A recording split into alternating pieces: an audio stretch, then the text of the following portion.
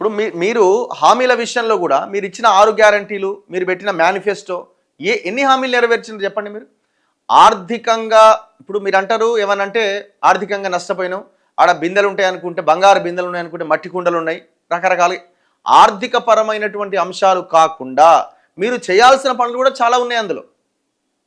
Kamareddy declaration ఉన్నది బీసీలకు సంబంధించి.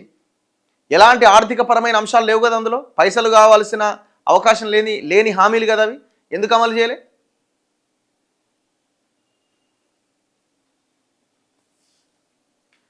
సో అందుకే ప్రజలకి మరీ రిక్వెస్ట్ చేసేది ఏంటంటే ఈ ప్రెస్ మీట్లు చూసి మనం ఈయన బాగా మాట్లాడిండు, ఆయన బాగా మాట్లాడిండు, నోరున్నది ఇద్దరికి బాగానే మాట్లాడతారు ఇద్దరు. ఇటు కేసీఆర్ అయినా, అటు రేవంత్ రెడ్డి అయినా, కిషన్ రెడ్డి అయినా, రామచంద్రరావు అయినా, ఇంకెవరైనా బాగానే మాట్లాడతారు.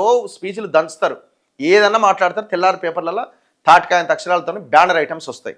కానీ వాళ్ళ పనితీరు ఎట్లా ఉంది, వాళ్ళ అడుగులు ఎటువైపు ఉన్నాయి అనేది మనం ఆలోచించాలి. ఇద్దరు కలిసిపోయే ఉన్నారు.